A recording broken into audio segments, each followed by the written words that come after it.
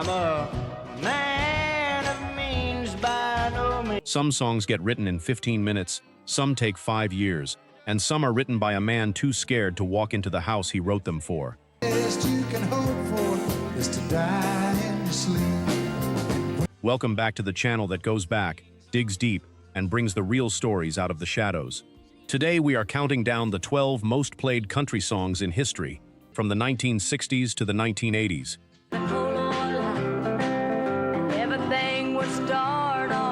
Every one of them is a number one. Every one of them changed the artist who sang it forever. And every single story behind them is true, verified, and stranger than the song itself. Let's get into it. I fell for you. Number 12, Roger Miller, King of the Road. King of the road. Third. Roger Miller was staring at a plastic hobo, not metaphorically, literally. A cheap little statuette he'd bought in an airport gift shop in Boise, Idaho, because he was completely, hopelessly stuck. No phone, no pool, no pets. It started weeks earlier on a drive through the Midwest, when Miller passed a roadside sign that read, "Trailers for sale or rent." Something about those 5 words lodged itself in his brain. Banger Maine. Oh, worn out suit and He wrote one verse, and then nothing. No second verse, no chorus, nothing. For 6 straight weeks, the song just sat there, unfinished, haunting him. rent. Rooms to let 50 cents. So he bought the hobo statue almost as a joke, propped it on a hotel dresser, and stared at it until the rest of the song finally came loose. He called it Inducing Labor. Gold stogies I have found. Sure. When King of the Road was finally released in November 1964, it did not just chart, it swept the 8th annual Grammy Awards, winning 5 trophies in a single night. Boxcar, midnight train, destination. It hit number 1 on the country charts, cracked the pop top 5, and topped the charts in the United Kingdom and Norway. Decades later, Miller went back to that same Boise hotel room and asked the staff for the brass door knocker. Not no cigarettes, but 2 hours of. They gave it to him. It hung on his bedroom door for the rest of his life. A song about having nothing became one of the biggest hits of his career, built entirely from a sign, a statue, and 6 weeks of staring at nothing at all. No phone, no pool, no pets. Number 11, Conway Twitty, Hello Darlin. It's been a long time. The song that would become Conway Twitty's signature hit spent an entire decade sitting inside a cardboard storage box. Before he was a country legend, Twitty was chasing rock and roll, inspired by Elvis Presley, cutting records that sounded so much like the King that some fans genuinely thought Presley was recording under a fake name.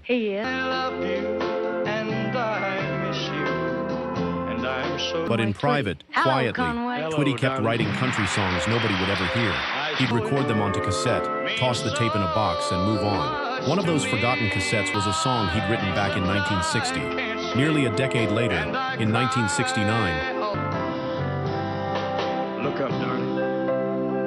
Let me kiss you. Twitty finally made the full switch to country music. He dug through that old box, pulled out the cassette, and played it for legendary producer Owen Bradley.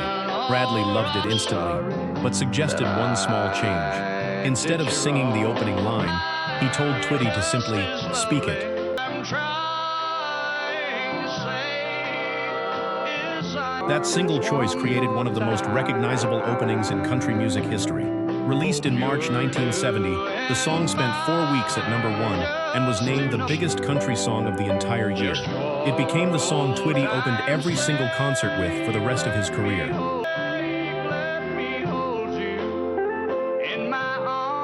And in one of music's strangest footnotes, a Russian-language version was beamed up to Soviet cosmonauts during the Apollo-Soyuz space mission in 1975 as a literal gesture of goodwill between 2 nations. A song Twitty almost forgot inside a box became the song that never left his set list.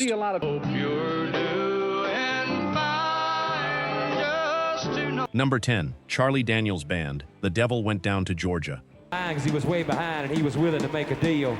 when it came across this young man sawing. The Charlie Daniels Band had already finished an entire album, every track recorded, every note in place. Then somebody in the room realized something was missing.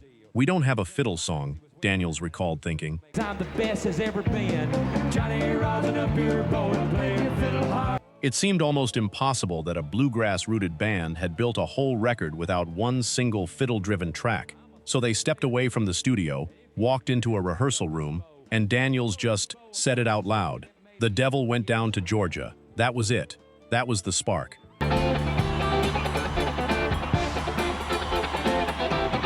Drawing loosely from a nearly 100-year-old poem about a backwoods fiddler outplaying supernatural forces, the band built out the story together in that room. Aid, Satan, desperate and behind schedule on stealing souls. His case, and he said, "I'll start this show," and fire flew from his fingertips as he rolls. Challenging a young fiddler named Johnny to a duel for his very soul. "Sometimes it takes a long time to write a song," Daniels said later. "This one just started coming once I got the story." Released in the summer of 1979, A band of demons joined in. It sounded something like this. it rocketed to #1 on the country charts and climbed all the way to #3 on the Billboard Hot 100, an almost unheard-of crossover for a fiddle tune about a duel with the devil. It is due. I bet a fiddle of gold against your soul, because I think I'm better than you. It spent 14 weeks on the country charts and became the band's biggest hit by a wide margin. A missing piece of an already finished album turned into the song that outlived the album entirely. And you get the shiny fiddle made of gold. If you lose, the devil gets you. If you've made it this far into the video, you're clearly part of the community, so please hit subscribe. It costs nothing and helps us immensely. Now, for those already subscribed, very few of you have made the jump to our membership, and that's a hard pill to swallow because you're the ones who know our value best. If this channel has moved you or inspired you, consider joining. It's the price of one coffee, but it's the literal fuel for this channel. Let's keep this alive together. Back to the story. #9, Kenny Rogers, The Gambler. Willie Nelson turned this song down. Window till boredom overtook us, and he began. Songwriter Don Schlitz wrote The Gambler in 20 minutes, walking home from a mentor's office after a night shift as a computer operator, composing almost the entire thing in his head before he ever picked up a pen. He was 23 years old, broke, and completely unknown. I met up with a gambler. We were both too tired to. And for 2 years, absolutely nobody wanted it. Johnny Cash recorded a version. It went nowhere. Cash was reportedly distracted during the session, and the take fell flat. So we took turns staring at the darkness at the. Bobby Bare cut it too, with little impact. Schlitz even offered it directly to Willie Nelson, who admitted years later he loved the song but simply didn't want to sing another long story song, since he was already performing the sprawling red-headed stranger every night. Quiet, and his face lost all expression. Said if you're gonna play. Then Kenny Rogers got hold of it in 1978. At 40 years old, with some on Music Row quietly wondering if his best days were behind him, Rogers recorded The Gambler and turned it into the defining hit of his entire career, his first multi-platinum single, spawning a string of television movies. Crushed out his cigarette, faded off to sleep. And eventually landing in the Library of Congress National Recording Registry in 2018. For Don Schlitz, it meant he never had to walk to that graveyard shift again. The song that everyone passed on became one of the most quoted pieces of advice in American music. Best you can hope for is to die in your sleep. #8, Glenn Campbell, Rhinestone Cowboy. I know every crack in these dirty. By 1974, Glenn Campbell felt washed up. His hit television variety show had been canceled years earlier. His movie offers had dried up completely.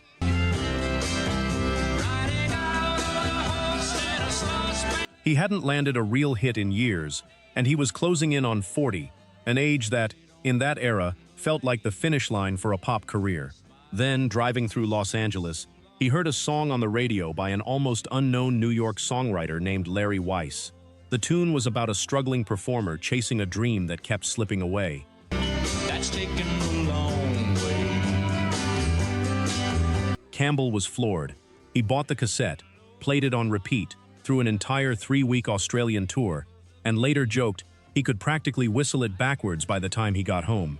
He marched into his label and told an executive he had to record this song, and he wouldn't take no for an answer. Sidewalks of Broadway. The executive agreed to listen, but only if Campbell would first listen to something he had found. The song the executive wanted to play him was the exact same song. Campbell called it Kismet. Released in 1975, Rhinestone Cowboy became his first ever #1 on the Hot 100. All the pain, but you're down when you're riding the train. And the first song since 1961 to top the pop, country, and adult contemporary charts simultaneously. Campbell later called it, simply, the best song he ever sang. A song about a struggling performer became the comeback that saved one. And offers coming over the phone. Number 7, Dolly Parton, Jolene. Locks of auburn hair with ivory skin and eyes of a There really was a Jolene, sort of two of them. The first was a stunning, tall, red-haired bank teller who worked at the branch Dolly Parton and her new husband, Carl Dean, used in the early years of their marriage. breath of spring. Your voice is soft like summer rain. I cannot compete. According to Parton, this woman developed a genuine crush on Carl, and Carl, by Dolly's own admission, didn't exactly mind the attention. He started finding excuses to visit the bank more and more often. I was saying, Your beauty is beyond compare with flaming. hell, you're spending a lot of time at the bank, Parton recalled. I don't believe we've got that kind of money. It became something of a running joke between them, but underneath the joke was a real flicker of insecurity that Parton, by her own account, channeled directly into song. The name, though, came from somewhere else entirely. He talks about you in his sleep. There's nothing I can do to keep. One night on stage, an 8-year-old fan approached Parton holding out something for an autograph. Flame red hair, green eyes, the whole picture. Parton asked her name. Jolene, the girl said. Parton repeated it back 4 times and knew instantly that was a song title. Begging of you, please don't take my man. Released in 1973, Jolene hit #1 in February 1974, has been covered more than 30 times by artists across every genre, and remains one of the most universally understood songs about jealousy ever written, built from one real rival and one small girl with a name that simply sounded like music. Your smile is like Number 6, Tammy Wynette, Stand By Your Man. to just one man. Tammy Wynette wrote her signature song in 15 minutes, on a work break, almost as an afterthought. It was August 1968. Wynette and her producer, Billy Sherrill, had already wrapped a full studio session and were giving the musicians a short break. Stand by your man. Sherrill had been carrying around a folded scrap of paper for months, scribbled with the working title, I'll Stand By You. It never felt quite right, until he and Wynette started reworking it together, right there in the studio, as a direct woman-to-woman conversation. 20 minutes later, it was finished. But if you love him, you'll forgive. Wynette recorded it that same day. She had so little confidence in the song that she went home and played it for her boyfriend at the time, future husband George Jones. He didn't like it. Released that September, Stand By Your Man became the best-selling single by a female country artist in America at the time. Of him, 'cause after all, Later gaining a second life on the soundtrack of the 1970 film 5 Easy Pieces. But its legacy became complicated. The women's liberation movement seized on the lyrics as a symbol of submission. to just one man. A fight Wynette spent literally the rest of her life defending, insisting again and again it was never political, just, in her words, a pretty love song. A 15-minute studio break song became one of the most argued over records in country music history. Him. Even though Number 5, Loretta Lynn, Coal Miner's Daughter. Make a poor man's dollar. Every single word of this song is true. Loretta Lynn was born in a one-room cabin in Butcher Hollow, Kentucky, in 1932, the second of 8 children. daughter of a man who spent his life underground in the Van Leer coal mines. All day long In 1969, already a proven hitmaker, Lynn sat down and wrote about that childhood directly, composing melody and lyrics at the same time, working the whole thing out in a bluegrass style close to the music she grew up singing. no need. She'd smile and mommy's unders. She admitted the rhyming was the hardest part. I had to match up words like holler and daughter and water, she said. But after it was done, the rhymes weren't so important. In just a couple of hours, she had written 9 full verses of her own life story. Released in 1970, But in the winter time, we'd all get a break. it became her 4th #1 country hit and her very first entry on the Billboard Hot 100. But the song's reach went far beyond radio. It gave its name to her best-selling 1976 autobiography, and then to the 1980 film adaptation, where Sissy Spacek's performance as Lynn won her the Academy Award for Best Actress. Loved and raised their kids on a minor's pay. If I told the whole story, Lynn once said, nobody would believe it now anyway. She didn't need to. The 6 verses that made the final cut were more than enough. From a mill Number 4, Merle Haggard, Mama Tried. Leaving town, not knowing where I'm bound. No one to change. Merle Haggard really did turn 21 behind bars. By the time he was 20 years old, Haggard had already cycled through juvenile detention, petty theft, and finally, a botched burglary that landed him a real sentence at San Quentin State Prison, one of the most feared penitentiaries in America. I turned 21 in prison doing He was serving hard time when, in 1958 or 1959, Johnny Cash came to perform for the inmates. Haggard was in that audience. He later described watching Cash mock a prison guard mid-show, right in front of everyone, and getting away with it. He won the whole audience, Haggard remembered. from a family meek and mild.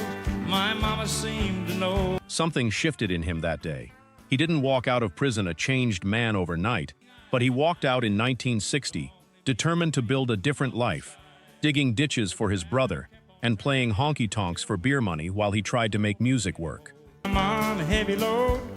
She tried so very hard to fill his shoes. By 1968, Haggard was a rising star, and he wrote Mama Tried as a near-total account of his own life, except for one detail. In the song, the narrator is serving life without parole. My mind, but Mama tried. The one and only rebel child. Haggard never was. But everything else, the absent father, the mother who raised him right anyway, the road that led him wrong regardless, was pulled straight from his own record.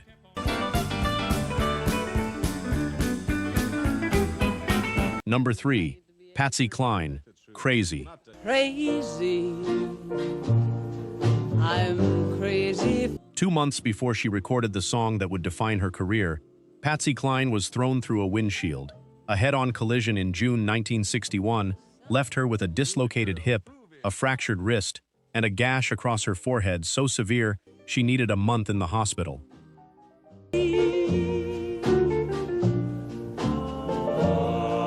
When she finally returned to the Grand Ole Opry stage, she came back in a wheelchair. That was the physical state Cline was in when her husband, Charlie Dick, kept playing her a demo from a broke, largely unknown songwriter named Willie Nelson.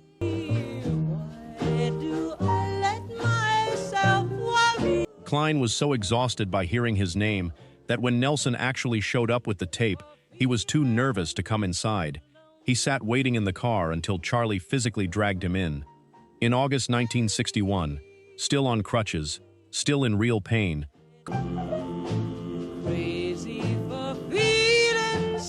Cline walked into producer Owen Bradley's studio to record Crazy. The injuries made the high notes almost physically impossible to reach. Nelson's unusual, behind-the-beat phrasing threw her off completely. That first session, she could only manage the backing track. She came back and finished it days later.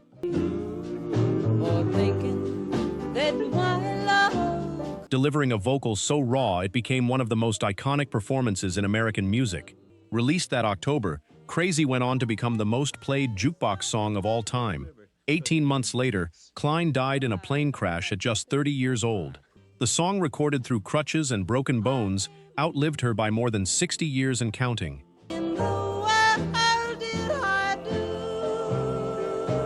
Number 2.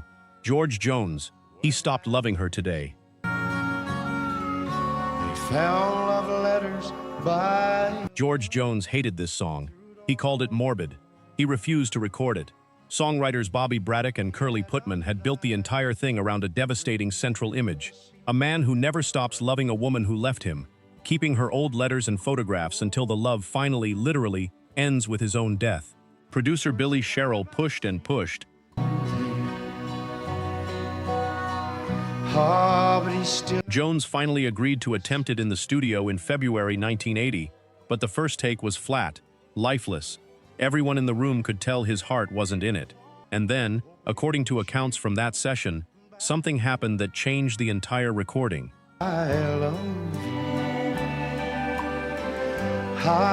Jones's ex-wife, Tammy Wynette, the woman he had been publicly, painfully, unforgettably married to and divorced from, walked into the studio as an onlooker with her husband. On the very next take, Jones stared straight into the control room and never took his eyes off her. Every single... The performance that resulted is now widely considered the greatest country recording ever made. It topped the charts, won Jones a Grammy, earned him back-to-back Male Vocalist of the Year awards, and was later inducted into the Library of Congress National Recording Registry. He stopped loving her today. Jones and Wynette remained bound to each other, on and off record, until her death in 1998. He was eventually buried near her. A song George Jones didn't even want to sing became the song he is remembered for above all others. Go away. First time. Number 1. Johnny Cash, Ring of Fire. Into a ring of fire, I fell in. The most legendary love song in country music was written by a woman about a man she wasn't allowed to love yet. By the early 1960s, June Carter was touring constantly alongside Johnny Cash, a man who was still married to his first wife, spiraling deeper into pills and addiction, and utterly magnetic to her anyway.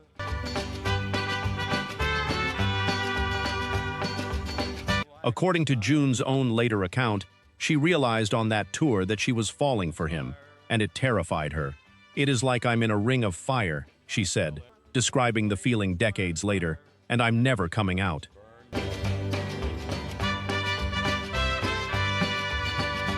Working with songwriter and close friend Merle Kilgore, Carter poured that exact fear into lyrics, reportedly pulling inspiration from a phrase she found underlined in an old book of Elizabethan poetry that had belonged to her uncle, the folk legend A.P. Carter. "Love is like a burning ring of fire." To a burning ring of fire, I went down, down, down. And The song was first recorded by June's own sister, Anita, as a folk tune, and it barely made a ripple. Then Johnny Cash heard it. He claimed the mariachi-style horns that would define the record came to him in a literal dream after listening to Anita's version. oh, but the fire went wild. Recorded in March 1963 with Mother Maybelle and the Carter family singing behind him, Cash's version exploded, becoming the biggest, most recognizable hit of his entire career. To a burning ring of fire, I went down, down, down. And June Carter and Johnny Cash married 5 years later. Merle Kilgore stood as best man at their wedding. Cash performed Ring of Fire live for the final time just weeks after June passed away in 2003, during what would become his own last ever public performance. A song born from forbidden, terrified love became the sound of a marriage that lasted until death actually did them part. oh, but the fire went wild.